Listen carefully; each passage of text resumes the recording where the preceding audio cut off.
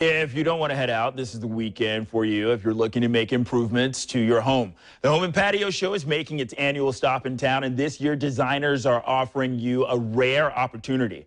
For more information on how to get a free 10-minute consultation, Lee Kessel from Agnes Agatha Home is going to be joining us. Actually, he's right here sitting next to me. So this is actually a pretty cool thing. You will take your time to go to people's homes to help design? We do, yeah. We do that normally, but right now at the Home and Patio Show, we're giving away 10 minutes of free consultation. So if somebody brings in maybe pictures of their home or the room they're working on, maybe some fabric samples of what they want to keep and use again, we can help them kind of figure that problem out. So two options. You can do in-home or they can bring the photos in. Yes. So what are some cool trends that, maybe people should think about incorporating into their interior decorating?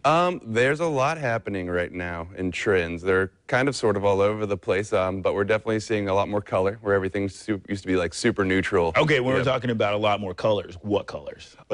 Still aquas and teals and blues are still very popular because we're coastal, which makes a lot of sense. We're still seeing orange, and then the Pantone colors of the year, which are Serenity, which is like a light blue, and Rose Quartz, which is a soft, like dusty pink. So when it comes to traditional elements, what are some of those classics that people should always try to incorporate into any room? I think it's important to always have some sort of greenery in a room. You really need that life of a plant, but it really depends on what they're going for.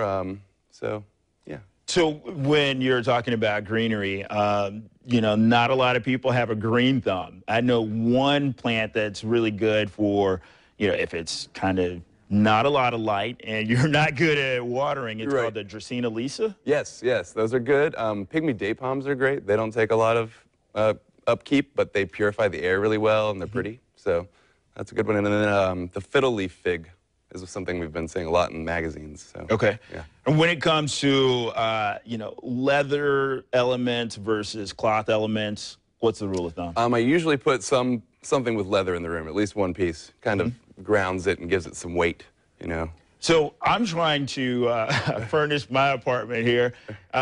Is there anything that, I guess, like a do or don't when it comes to leather? Can you have like 2 or 3 different types of leather in the same room? Or do you have to get it all the same? It does not need to be all the same, no. But if you're, like, say you have a white sofa, you probably don't want to do a cream chair. It'll look like you tried to match, but you didn't. So you want to contrast. So maybe if you have the white sofa, do a dark gray chair or a color in leather. All right, so here's the tricky thing. Paintings, pictures, what's the rule of thumb? I like to go big. A lot of people put small pictures on big walls. Try and fill that space, you know? So like we at Agnes Agatha, we have art on display, and you can order it in various sizes. So it'll fit to your specifications of that wall. So one large piece as opposed to maybe 3 or 4 smaller pieces? As long as it fills the space well. So you could use a couple small ones, but a lot of time I walk into homes and I'll see a little tiny, 1 foot by 1 foot painting on a 10-foot wall. And it's kind of out of place a little bit. All right. It's out of scale. Well, Lee, thank you so very much. Thank you for having me. So the Home and Patio Show is going to run today from 10 a.m. to 9 p.m. If you can't make it out today, you got another chance tomorrow, 1 p.m. to 6 p.m. And this is all happening at the Prime Osborne Convention Center.